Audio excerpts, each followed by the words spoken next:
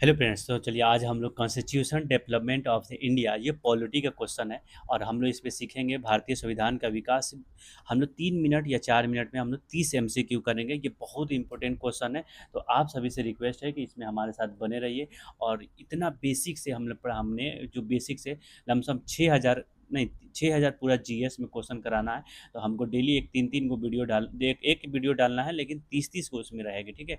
तो मैं उम्मीद करता हूँ कि आप लोग सबसे सब कोई अच्छे होंगे, अच्छे के साथ साथ बहुत स्वस्थ होंगे। तो चलिए स्टार्ट करते हैं। Constitutional development of the India. ठीक है। तो भारतीय संविधान का विकास, तो पहला नंबर क्वेश्चन आपके स्क्रीन पे है कि क्वेश्चन क्या है। रेगुलेटिंग एक्ट 1773 द्वारा सर्वोच्च न्यायालय की स्थापना कहाँ हुई थी। सबसे पहले सर्वोच्च न्यायालय की स्थापना कोलकाता में हुई थी। और यह अगर पूछा जाए, एक रेगुलेटिंग एक्ट होता है, ठीक है, और उसे पूछा गया रेगुलेटिंग एक्ट 1773 में हुआ था, लेकिन इसका स्थापना 1774 में हुआ था।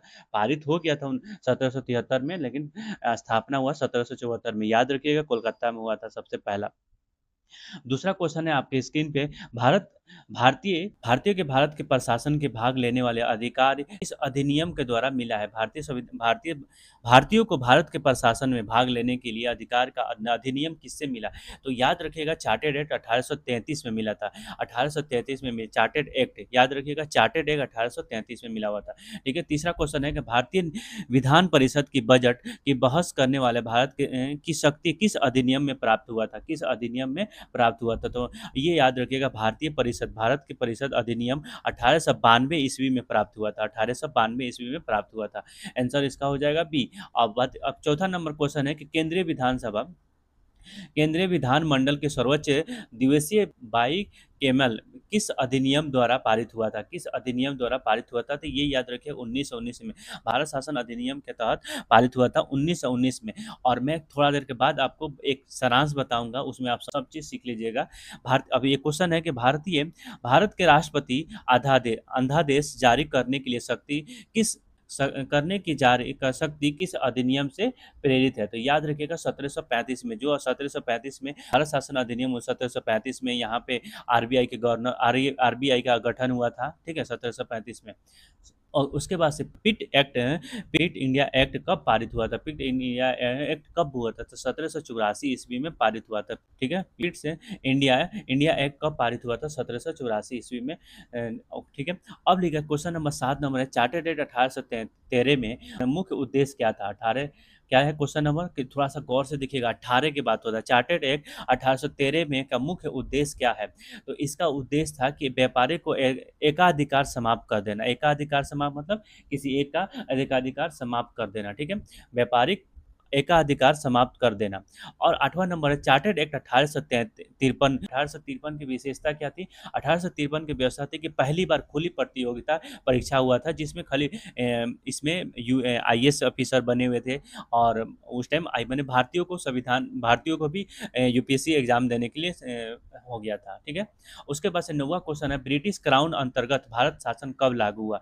ब्रिटिश क्राउन के अंतर्गत भारत शासन कब लागू हुआ था। जो 1857 ईस्वी के क्रांति के बाद जो रिवोल्ट क्रांति हुआ था, उसके बाद ये क्राउन आई और वहाँ पे 18 का क्राउन ब्रिटिश क्राउन वहाँ के अंतर्गत लागू हुआ था 1858 में। ठीक है। और उसके बाद से 10वां नंबर क्वेश्चन है, भारतीय परिषद के अधिनियम 1909 में किस नाम से जाना जाता है। ये याद रखिएगा, ये नाम मर्लो मंटो सुधार के नाम से जाना जाता है। भारतीय परिषद अधिनियम 1909 में 1909 1909 मार्लो मंटो सुधार के नाम से जाना जाता है। अब एक और क्वेश्चन है कि प्रांत में डायक्री सिस्टम, डायरकी माने होता है कि जो राजा महाराजाओं का डायरकी सिस्टम अधिनियम द्वारा लागू हुआ था। प्रांतों में जैसे झांसी की रानी, निजाम, ये सारी चीज़ें था। तो वो कौन सा किस अधिनियम में पारित हुआ था। 1919 में। 1919 एक और याद है कि जलियांवाला बाग बहुत खतरनाक ये होता है, ये याद रखिएगा, जलियांवाला बाग अमृतसर में हुआ था। ठीक है। तो 12 नंबर क्वेश्चन है, भारत में संघीय शासन व्यवस्था किस अधिनियम में है। भारत की संघीय शासन व्यवस्था किस अधिनियम में थी। तो याद रखिएगा, भारत शासन अधिनियम 1935 ईस्वी में 1935 ईस्वी में थी। तो 13 नंबर क्वेश्चन है आपके स्क्रीन, भारत स्वतंत्रता अधिनियम कब पारित हुआ था। भारत स्वतंत्रता अधिनियम कब हुआ था। तो ये याद रखिए, भारत स्वतंत्रता की बात है। भारत स्वतंत्रता अधिनियम 1947 में पारित हुआ था। ठीक है। और question number 15 number chartered act 1833 ईस्वी में द्वारा किस पद के सीजन हुआ था? किस पद का सीजन? तो गवर्नर जनरल ऑफ इंडिया का हुआ था 1833 में, गवर्नर जनरल एक्ट हुआ था, ठीक है। और इसमें एक चीज बता दूं, रेगुलेटिंग एक्ट जो हुआ था 1700, रेगुलेटिंग हुआ था 1773 में, याद रखिएगा 1773 में। पिट्स इंडिया एक्ट हुआ था 1784 में, ठीक है। उसके बाद से मतलब चार्टेड एक्ट, जो चार्टेड एक्ट था, चार्टेड एक्ट 1833 में हुआ था। 1833 में बजट डिस्कशन हुआ था, पहली बार बजट डिस्कशन हुआ था इंडिया में। इंडियन डिस्कशन किया था 1892 में, इंडिया में, याद रखिएगा स्वतंत्रता से पहले 1892 में बजट हुआ था। फिर उसके बाद से फेडरल सिस्टम 1935 में, फेडरल सिस्टम जो संघीय व्यवस्था था 1835 में हुआ था। और इंडिपेंडेंस एक्ट कब हुआ था, इससे पहले मैं बताया था क्वेश्चन, इंडिपेंडेंट एक्ट हुआ था 1947 में, ठीक है। ठीक है, अब चलिए क्वेश्चन नंबर 16 करते हैं कि अखिल अखिल भारतीय संघ स्थापना किस प्रधान प्रधाव के नियम के अधिनियम के लिए किया गया था? याद रखिएगा क्वेश्चन ये 1935 ईस्वी में, कि भारतीय शासन अधिनियम 1935 ईस्वी में ही भारतीय संघ की स्थापना करने के प्रधाव का नियम लागू किया गया था। और ये अब उसके बाद से 17 नंबर क्वेश्चन है, भारत के संविधान के केंद्र और राज्यों के बीच शक्तियों के विभाजन किस अधिनियम में पारित हुआ था? किस अधिनियम में पारित हुआ था? तो 1900 भारत सी में हुआ था, 1935 में इसका भी विभाजन हुआ था। एक और बता दूं, 16 नंबर जो था, अखिल भारतीय संघ की स्थापना भी इसी 1935 में हुआ था, आरबीआई का गठन इसी में हुआ था। उसके बाद से भारतीय शासन अधिनियम, भारत शासन अधिनियम 1935 ईस्वी में ही हुआ था। तो थोड़ी सी हर चीज याद रखेगा। अब बताइए, एक निर्वाचित संविधान सभा द्वारा भारत के संविधान निर्माण करने का प्रस्ताव किसने दिया था? तो एक निश्चित मैंने इसको नहीं दिया था, क्रिप्स मिशन ने दिया था। अब क्रिप्स मिशन कब भारत आया था, साइमन कमीशन कब आया था, कैबिनेट मिशन कब आया था, ये सारी क्वेश्चन आप इसी में जो कॉन्स्टिट्यूशन डेवलपमेंट ऑफ इंडिया में था, 30 क्वेश्चन में आप पूरा का पीवाईक्यू है इसका, आप समझ लीजिएगा, ठीक है। अब क्वेश्चन नंबर, भारतीय संविधान सभा के गठन किस अंतर्गत किया गया है?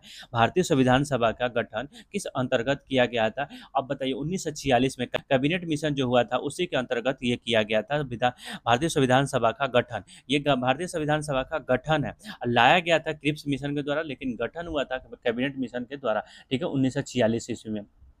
क्वेश्चन है कि भारत में पहली बार विधान परिषद की स्थापना किस अधिनियम द्वारा हुआ था? देखिए, भारत में पहली बार विधान परिषद की स्थापना, याद रखिएगा भैया, विधान परिषद की स्थापना 1853 ईस्वी में, चार्टेड एक्ट 1853 ईस्वी में हुआ था, ठीक है। उसके बाद से भारत में पहली बार उत्तरदायी शासन किस प्रयोग द्वारा नियम किया गया था? यह भारत में पहली बार उत्तरदायी शासन शब्दों का प्रयोग किस अधिनियम के शुरुआत किया गया था? तो ये बी हमारे भारत शासन अधिनियम 1919 में हुआ था। और 1919 में और भी चीज़ें हुआ था जो मैंने इससे पहले क्वेश्चन बता दिया हूँ, याद रखिएगा। फिर उसके बाद से अब अंतरिम सरकार की याद रखिएगा, थोड़ी सी ज़्यादा वीवीआई क्वेश्चन है। अंतरिम सरकार 1946 में राष्ट्रमंडल संबंध तथा विदेश मामला विभाग में, तो डॉक्टर राजेंद्र विदेश मंत्रालय, जैसे विदेश मंत्रालय तो याद रखिएगा जवाहरलाल नेहरू आ जाएंगे। जैसे विदेश मंत्री टाइप के आएगा कोई भी, ये राष्ट्रमंडल शब्द और संबंध और विदेश जैसे आएगा तो जवाहरलाल नेहरू ही है, ठीक है। उसके बाद से अंतरिम सरकार में गृह मंत्री और सूचना और प्रसार का विभाग का सरदार वल्लभ भाई पटेल जी, यही कहा जाता है कि सरदार वल्लभ भाई गृह मंत्री थे, तो वो अंतरिम सरकार के गृह मंत्री थे, ठीक है। अंतरिम सरकार में खाद्य एवं कृषि का विभाग थे, कृषि और विभाग के लिए हमारे डॉक्टर राजेंद्र प्रसाद थे, याद रखिएगा। अंतरिम सरकार में सबसे पहले अंतरिम सरकार में कौन थे? डॉक्टर राजेंद्र प्रसाद थे, ठीक है। 25 नंबर है, अंतरिम सरकार का वित्त विभाग किसके पास था? ये याद रखिएगा, अंतरिम सरकार में वित्त विभाग किसके पास था? तो लियाकत अली खान साहब के पास था, लियाकत अली खान साहब के पास था, ठीक है। और फिर उसके बाद से एक और कुछ है, अंतरिम सरकार में रक्षा विभाग किसके पास है? ये बहुत अच्छा क्वेश्चन है, ये क्वेश्चन मैंने अभी इसके आरआरबी एनटीपीसी में पूछा हुआ क्वेश्चन था। अंतरिम सरकार में रक्षा विभाग किसके भाग में था? ये बलदेव सिंह जी थे, इनके भाग में थे, बलदेव सिंह जी के भाग में थे। फिर उसके बाद से अंतरिम सरकार, एक और चीज़ बता दूँ, जॉन मिथाई ये रेल मंत्री हुए थे भारत के आज़ादी के बाद, ठीक है। अंतरिम सरकार, यहाँ पे देखिए 27 नंबर, अंतरिम सरकार के शिक्षा एवं कला विभाग किसके पास था? अंतरिम के किसके पास? श्री सी गोपालचारी के पास था, सी गोपालचारी का, अभी भी हमारे उपराष्ट्रपति गोपालचारी, ठीक है। साइमन कमीशन का गठन किस वर्ष हुआ था? साइमन कमीशन का गठन 1927 में हुआ था, लेकिन 1928 में हमारे देश में लागू हुआ था, ठीक है। 19 का, और उसका विरोध भी हुआ था, लाठीचार्ज, जिसमें लाला लाजपत राय का डेथ हो गया था। उसके बाद भगत सिंह और बहुत सारे लोग ने, आतंकवादी नहीं, क्या कहते हैं उसको, क्रांतिकारी किए। और उसके बाद हमारे भगत सिंह को फांसी की सजा हो गई। भारतीय शासन अधिनियम 1935 में कौन सी विशेषता थी? देखिए याद रखिएगा 1935 में, जो 1935 में क्या विशेषता थी? द्रविड़ शासन समाप्ति हो गया था, यस, ने समाप्त हो गया था। संघीय ढांचा बनाया गया था, ठीक है, हाँ। प्रांतों की स्वतंत्रता था, हाँ। उपयोग में सभी, तो ये उपयोग में सही आंसर हो जाएगा डी। ये सारी चीज़ें 1935 ईस्वी में किया गया था, ठीक है। और ये क्वेश्चन, ये फिर से वही क्वेश्चन आ चुका है कि चार्टर्ड एक्ट 1945 में, अच्छा वो क्वेश्चन है 30 नंबर लेके यहाँ पे कर, ये प्रिंट हो गया है फिर से, ठीक है, इसको इग्नोर कीजिए। संविधान सभा की पहली बैठक कब हुई थी? ये बहुत अच्छा क्वेश्चन है। याद रखिएगा संविधान सभा की पहली बैठक 1946 में हुई थी, लेकिन 9 सितंबर 1946 में हुई थी। इसके बाद से 13 दिसंबर 1946 में उद्देश्य बैठक हुआ था, उद्देश्य पारित हुआ था यहाँ पे। उसके बाद से 27 या 22 जनवरी को उद्देश्य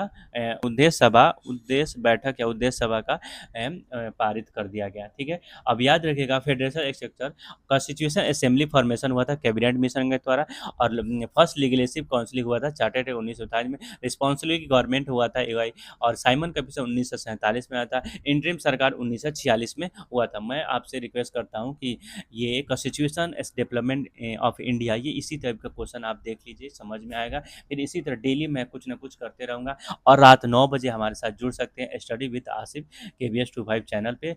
डेली रात 9 बजे हमारे यूट्यूब चैनल पर जुड़ सकते हैं, और टेलीग्राम यही नाम से है, और वेबसाइट भी इसी नाम से, KBS 25 नाम से। और आप सभी से रिक्वेस्ट है कि हमारे साथ जुड़ जाइए। थैंक यू सो मच, और आप लोगों को बहुत सारा प्यार और बहुत सारा ये हम फिर नेक्स्ट डे मिलेंगे नेक्स्ट कहानी के साथ। मैं डेली क्वेश्चन लाने वाला हूँ पॉलिटी का, हर क्वेश्चन का। और मैं जानता हूँ कि ये थोड़ी सी मैं हाइप हो जाता हूँ बोलने में, लेकिन मैं धीरे धीरे इम्प्रूवमेंट कर रहा हूँ। और क्या होता है जल्दी जल्दी क्वेश्चन करने में थोड़ी सी हेजिटेशन हो जाती है, लेकिन आई एम सॉरी उसके लिए जो भी किया, लेकिन मैं बेस्ट करूँगा। आप लोगों से सपोर्ट की ज़रूरत है।